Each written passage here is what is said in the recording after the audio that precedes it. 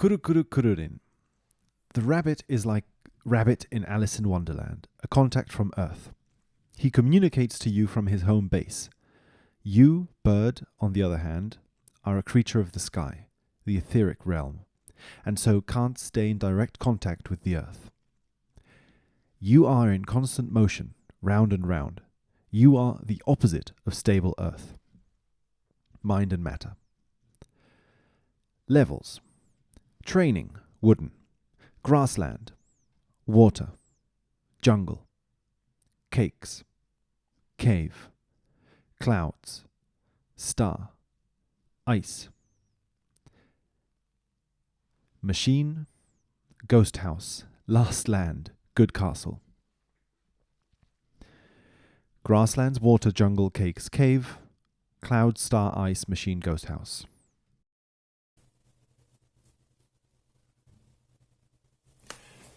Okay, so I talk about this later on in the notes, but I want to try and talk about it now because otherwise it's going to get too confusing.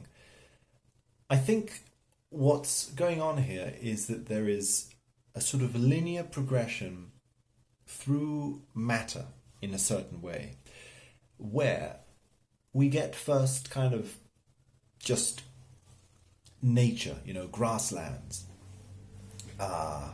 grass growing in sort of a habitual way. This then transitions into water. And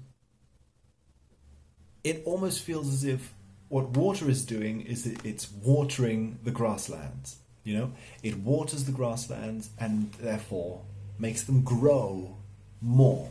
They become more exuberant, more luxurious. You get palm trees and big sort of fruit trees and stuff like that. And I think that is in some weird way the transition between jungle and cake land, because on the surface cakes have nothing to do with jungles, but I feel as if there is something here where nature is being shown to grow and become more luxurious and more fruitful, and this fruit becomes cake as somehow a symbol of sweetness, right? Nature tending towards sweetness, towards the fruit. And of course, this relates to us as protagonists, right? That I feel it's kind of like a quest towards sweetness, towards pleasure. So in some way, what's happening is you start off in a sort of a state of nature where the pursuit of good and evil is still hasn't begun in some way. And then it slowly starts to creep towards what is considered to be good by the ego. So pleasure of some sort, And so nature starts tending towards life instead of death, towards pleasure instead of pain. And this tendency becomes kind of exaggerated in cake land. Cakes are, and sort of processed sugar and all that is like us squeezing pleasure out of nature. And I think that somehow it then tips the scale. You go from cake to cave, which is the depth, the deepest sort of underground, almost like death. You're underground. You've been buried in the mud. It's not, it's sort of like, I think, could be presented as a contrast to cake land as being what you don't want. You don't want mud. You want cake.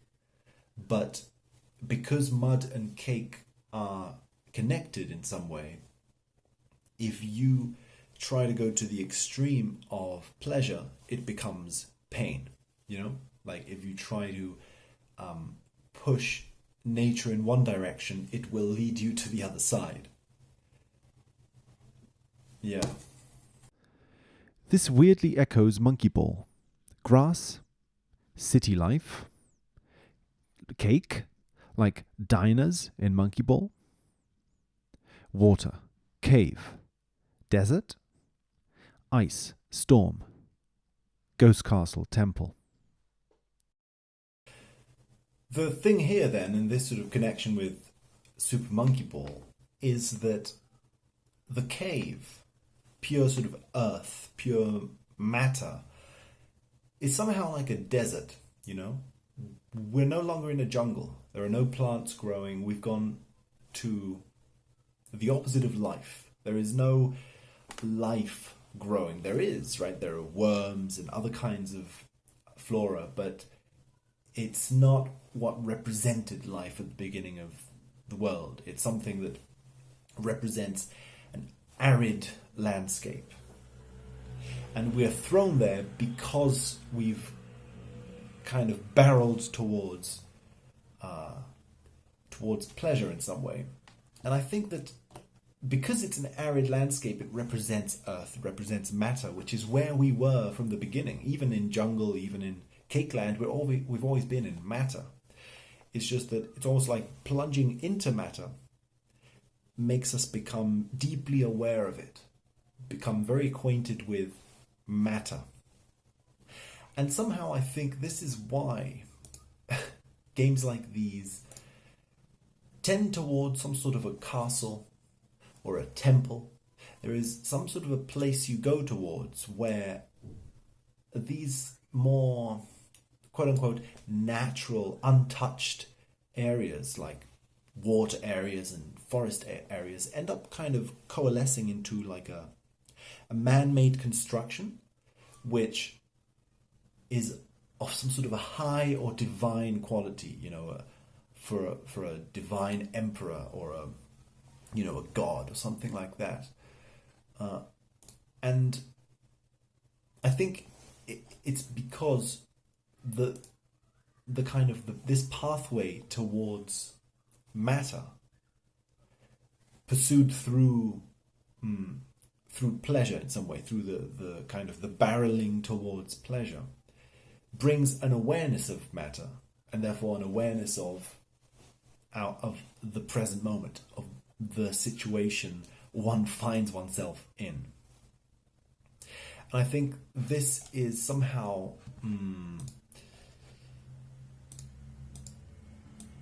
you could say, okay, just a sec.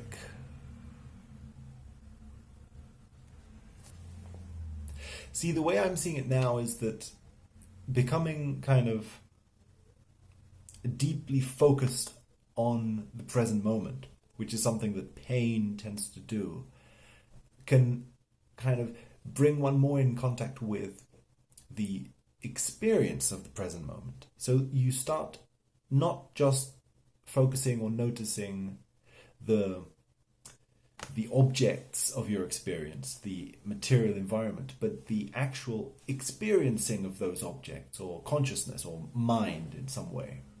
Something like that. Mind comes into focus through this deep focus on the present moment, because the focus itself is mind somehow, you know? It's both matter and mind. The matter becomes clearer, and the focus also. Something like that. But I feel as if this is why we get this weird flip-flop transition here, where we go from cake to cave, so from sort of intense pleasure to intense tomb, and then it flips again to a more abstract flip, the flip between matter and cloud. You flip from underground to overground, and suddenly you've done this weird sort of like a kind of a flip of abstractions, from pleasure to pain. Pain leads to matter, matter to non-matter, to sort of void, airiness. And then cloud, it's funny because here in the map, gets literally expressed as a bridge. It leads to a sort of cloud, instead of flipping over to its opposite, intensifies its etherealness. It goes from cloud to even higher, to stars. which get represented as sort of bridge, literally, right, in the image. And then it's funny because this sort of bridge of stars, which is kind of futuristic in some way, science fiction-y, leads to mechanical, to robots, right? Cogs, wheels turning. And I think this is, again, another kind of gaining of awareness of the deterministic aspect of the material world, of cause and effect somehow. Karma, that kind of Buddhist idea comes into focus here, I think, through this kind of journey up or through to mind. Right? So again, mechanical world then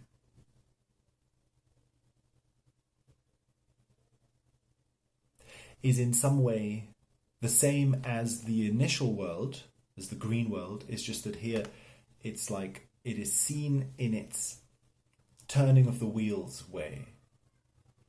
And anyway, and it gets sort of connected, I think, to the castle in some way, which, but anyway, yeah, let's continue. It doesn't matter. I'm now going to continue talking about Monkey Island, by the way. So I'm still reading through my notes, so to speak. Okay, thanks. Space. Both stars and machine, maybe. Banana Island, last level. Release same year, close months, March to June. Maybe levels are a gradual awareness of one situation. First it looks like beautiful nature, then through a bridge of stars it becomes more menacingly mechanical, and then a terrible castle. You study the determinism in it. Cakeland is land of technologically driven search for pleasure, the maximum sweetness possible in nature.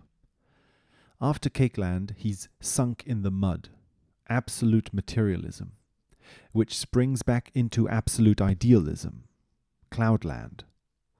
Then returning to Star, the self, a woman, from which this emerged. Woman is Cakeland. Okay, I'm not entirely sure what I meant here, but basically, and I say this later, but there seems to be this weird duality between like the two like female characters who appear are very stereotypically feminine in their sort of traditional kind of expression, where they're both pink. One of them has a heart on the head, and so on, and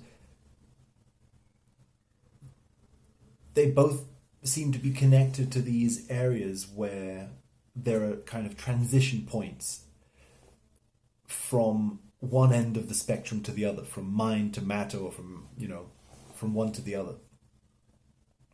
So I think I go into it later, but I think that because the game is the protagonist of the game, I think, is supposed to be male, there is some kind of weird way in which this, like in a lot of the games I'm looking at, it's almost as if the feminine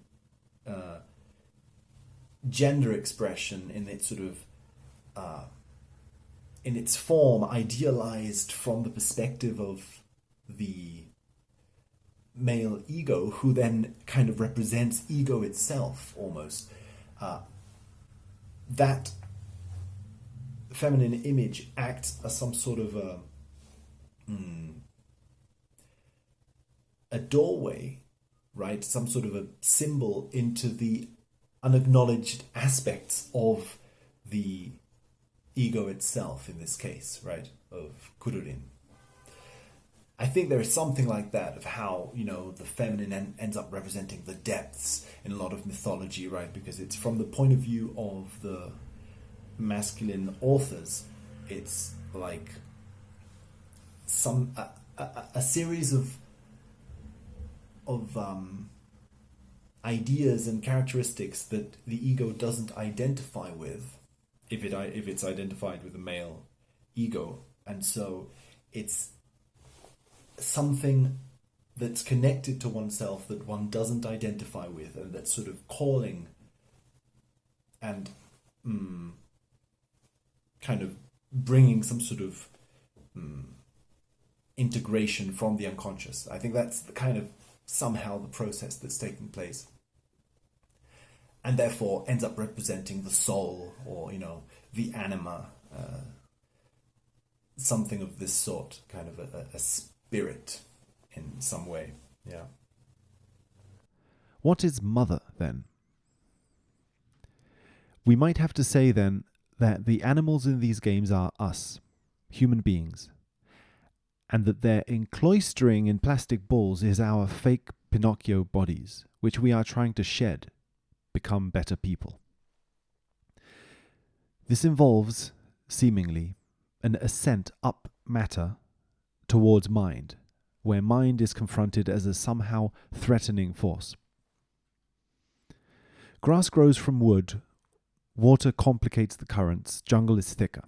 Grass grows wilder to jungle, then to cake, growth, the sweetening fruit. Cave as unconscious. Cloud's path is unclear.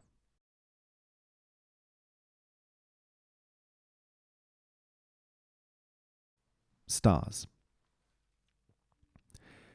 It's about birds, so flying in the skies, the non-material mind. Hair, matter, the collective, guides you through mind.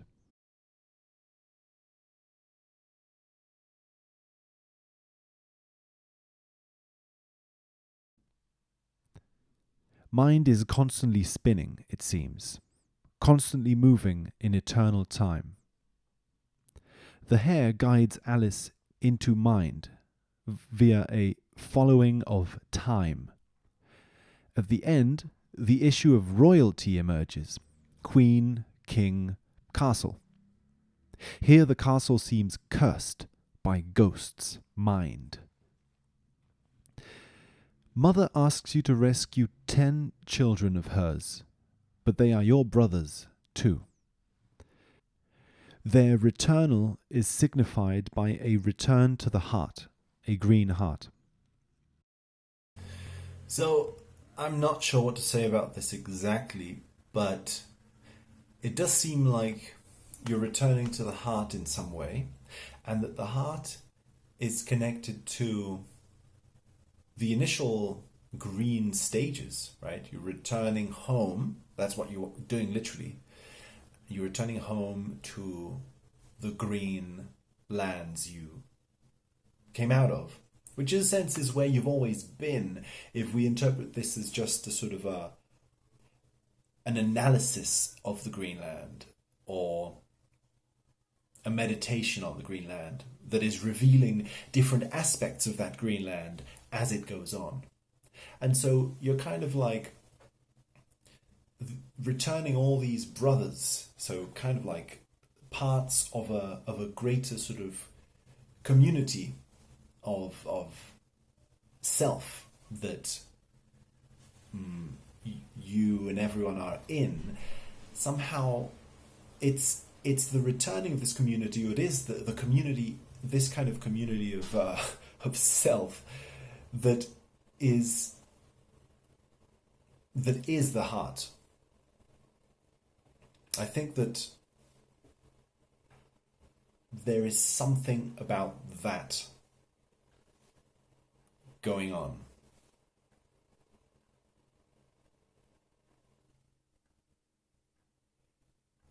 You even get these sort of fireworks shaped like stars exploding here too.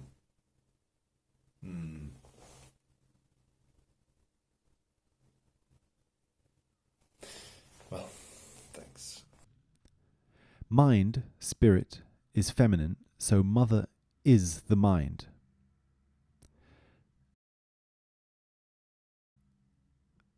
the mind you're confronting as you move from masculine, creator, god, to feminine.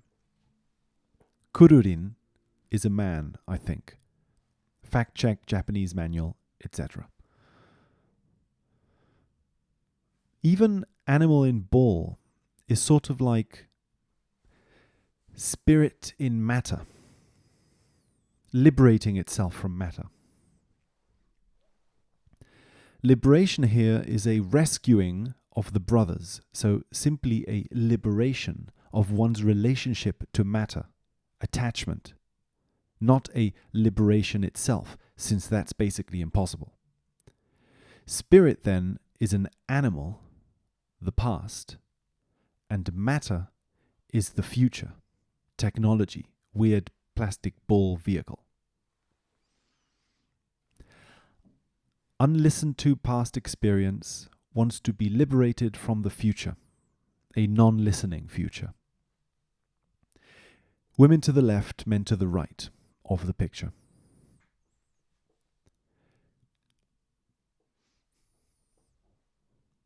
Second manual image is also flanked by male and female, male being fat caveman, Earth.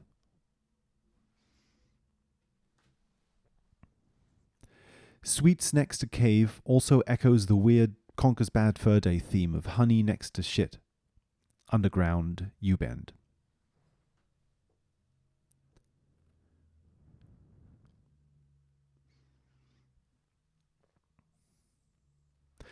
Spiky twirly hair emphasizes that he's a star. 5 extremities, head as one.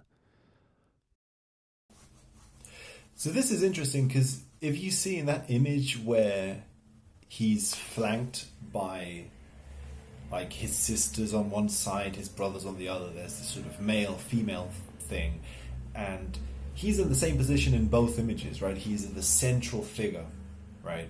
Flanked by these two opposing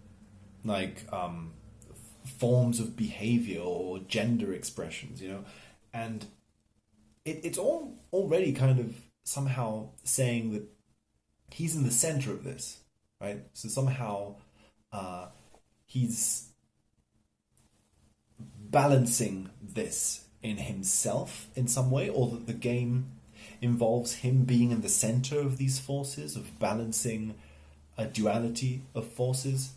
I think that something about that, yeah. And of course, he's a star, right? So he's already being shown himself to be a star. 2 feet, 2 arms, a head. Like, there's something about his body itself, right? Because the 5 extremities in the head, I mean, often represent like the senses, it seems to me, you know, like just all the capacities of the body, but it's also kind of idealized in some way, right? It's a star, it's the shining things up in the sky, and of course there's the thing of being a star, like his sister Marilyn wants to be a star, which is like being yourself, but in a way that shines, unbound from restrictions imposed by either matter or mind, but I here represented as matter, I think, as the just any form of external or internal structure itself in some way. Yeah. Also, it's kurukuru, twirly.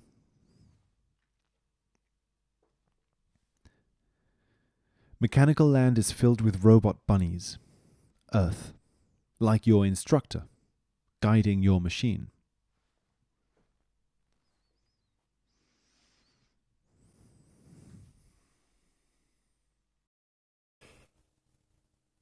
Okay, just so you know, I'm now going to go on a big sort of expound on all of the siblings and sort of explain them or something. Yeah, thanks. Siblings. Grasslands, chikurin. Small, blue, generic thank you. Water, hoyorin. Chunkier blue. What has happened to me? Oceanic waters. Confusion, underwater. To begin, we have these two brothers, and so this water blue one was confused by the water, and the water is already kind of like this wavy thing. I'm about to say now that it's the area where the spring mechanism is introduced, which allows for a change of a flip-flop, right? Which is kind of what I was saying, this sort of flip-flop from one side of the spectrum to the other. It's almost as if water begins to introduce this notion and confuses the sibling, right? It's like, what happened to me? Where am I? Something about one's present situation becomes unclear through the motion of water. The current waves echo the change of flow of the spring introduced here.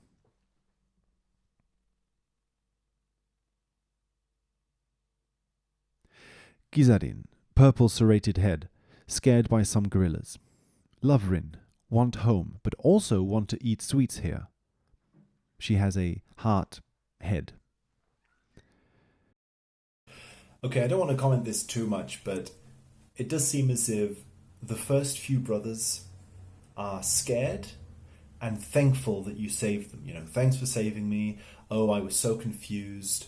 The gorillas scared me. I was scared by some gorillas. There's something about the material world and nature that is somehow frightening and is driving this process towards the opposite of that. It's like, oh, I'm scared by some gorillas. I'm scared by the waters and the currents, and I was lost. So I go towards pleasure. I go towards the pieces of nature that I like. Fruits, sweets, growth, life, and so on, right? And so you reach Cakeland, where suddenly the sibling is thankful, right? After all these siblings who wanted to be rescued, she's like, oh, this was great, you know? And then it jumps straight back into a brother who wanted to be saved. So that's why there's these weird transition points where suddenly it's like, oh, this is great, or no, this is not great. Gekirin, I was buried deep in the mud. It was very hard. Fuarin, balloon guy. I thought I would fly to the sky. I wanted to. I didn't want home. Maririn, Marilyn. She's a star. Stars are so brilliant, like me. More of this stuff, right? It's as if as we ascend towards the ethereal and the pleasurable or something like that, it becomes more thankful or something. Pokorin. Wow, I tripped over some rocks. Ice was slippery, banged my head. But all of them have head protrusions, so this is a symbol of protrusion because of a material cause.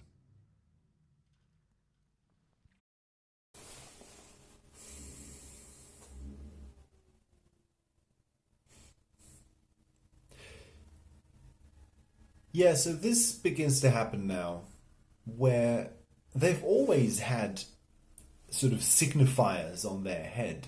It's what distinguishes them as siblings. They each have a different shape on their head. But now, the shapes on the head begin to be kind of caused by stuff. Caused by bumping your head or caused by a shock of electricity, now further on. So, you know, what's going on? Suddenly the something about the identity and the head, the higher part of the characters, becomes sort of significant in relationship to the environment in a way that wasn't happening before, at least. Hikarin, light. I was shocked by the machines. Electricity. Another material cause to head bump.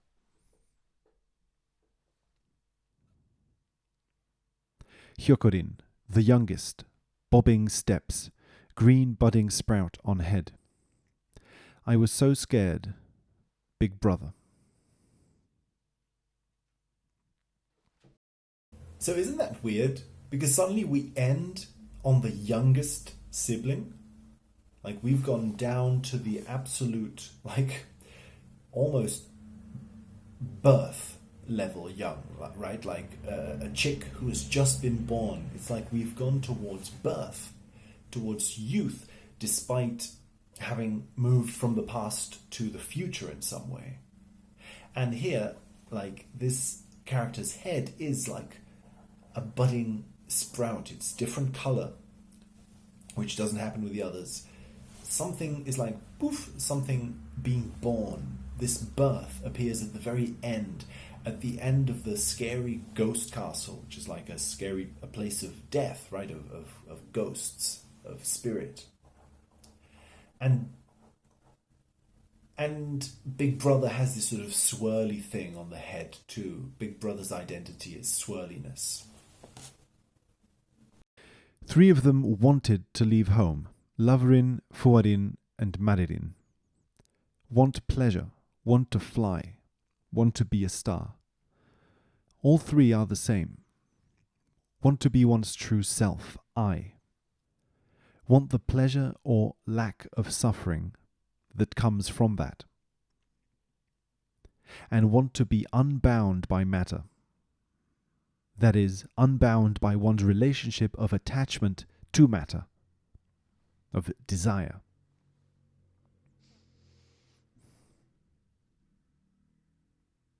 Pokorin. Matter had become so subtle that I couldn't find my way and slipped, banged my head. The connector with sky? The material world starts moving of its own accord. Material obstacles for the first time. Balls. Then castle is also matter moving of its own accord. Matter showing a will. A ghost in matter.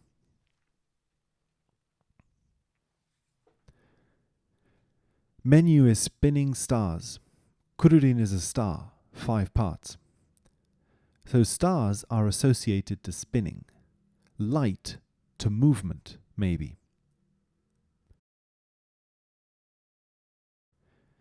Background of menu is also stars, but static. Stars are a big part of this. You go through 5 trainings. The heart tree has 5 roots. Background stars are blue and purple, like Kururin.